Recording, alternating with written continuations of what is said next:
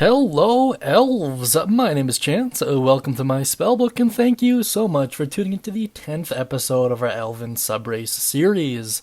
Today, we're going to be going over the second contender for the edgiest race in all of Dungeons & Dragons.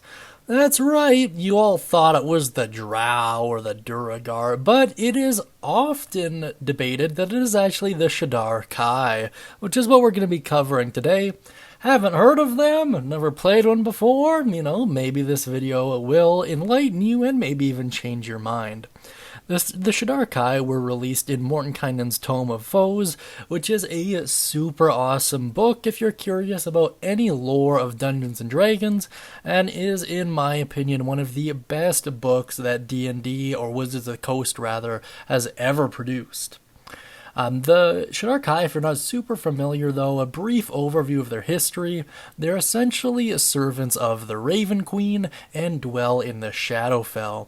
They are devoid of all emotion and operate much like worker bees, with the Raven Queen being their queen bee, for lack of a better term. She is pretty twisted, and living in the Shadowfell has changed them into these pale, empty kind of vessels for her. They are very much reflections of the Eladrin, although whether or not they're darker than the Drow, I suppose it depends on your definition of darkness. As far as I've been able to tell, they aren't particularly cruel, and they don't really take satisfaction in much of anything, much less torturing creatures. However, because the Raven Queen is often portrayed as being evil, they operate as her hands and do some pretty messed up things. That being said, this isn't really a lore channel, so outside of that, what you look into and how you incorporate them into your world is up to you.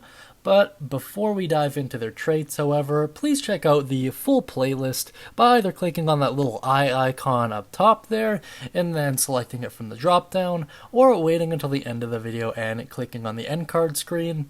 At the very least, watch the elf video so you really get a feel for what you're getting into here. Now let's move on to their traits. First and foremost, they gain a +1 ability score increase to Constitution, which is amazing regardless of really whatever class you're playing. And they also gain necrotic resistance, so resistance to necrotic damage, which is super useful depending on the campaign you're in. It might even be game-changing or make the Shadar-kai a little bit overpowered.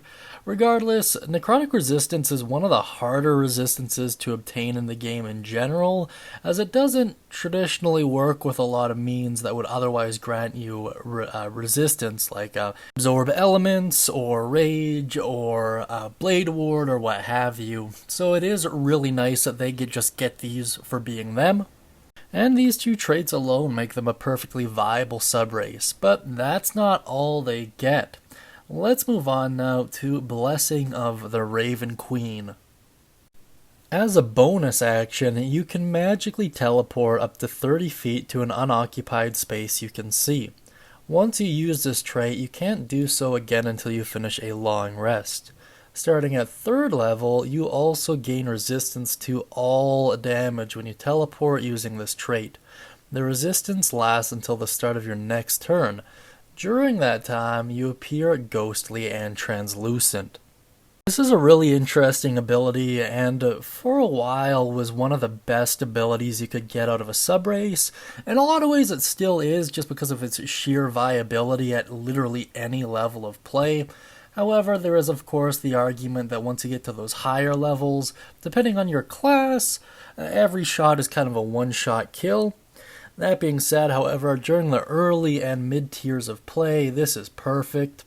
If you're playing a Gish caster or a melee-based caster at those early levels, this is not only going to provide you with a great means of escape, or even a great way to get into combat, but also a great way of essentially doubling your survivability.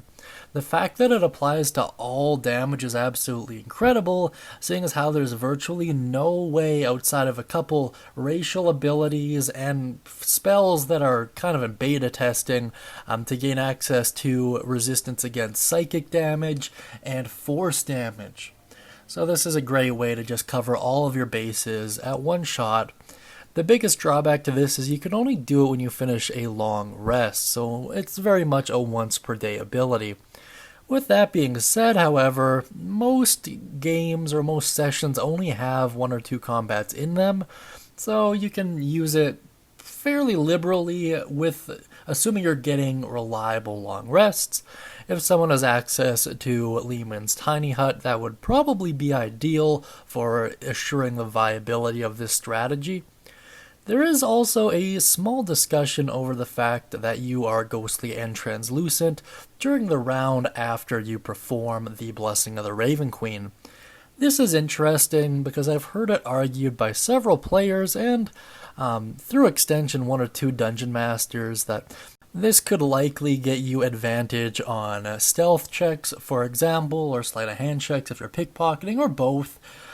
With that being said, you could also infer that you would become a lower priority in terms of combat after doing this, just because, they can't really see you that well. This would be especially true as it relates to beasts, as they are not known for being the most intelligent, and oftentimes will just attack what they perceive to be the largest threat. Outside of that, it's really just like a scaled up Misty Step. However, as with the Eladrin, this is not a spell, it is a racial ability that is magical in essence.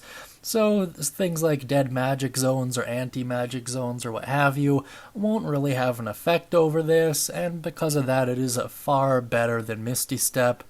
And it doesn't really consume a spell slot, which is nice, although it is a resource in of itself. Now let's move on to my personal thoughts. Overall, I'm actually a really huge fan of the Shadar-kai. I think they're very interesting. I do think that the drow is a little bit better mechanically, if I'm being blunt. However, this is a great way to still play an edgy character without having the evil attachment on you. They also get these cool silver masks, at least based on the lore, to disguise their identity, so you might want to play around with that. I've played in a lot of games with Shadar-kai during my time at Adventures League, and I'm always sure to play into their lore. I know people are kind of cautious on where you around them, not because they're scared of them, but just because they are such an exotic race.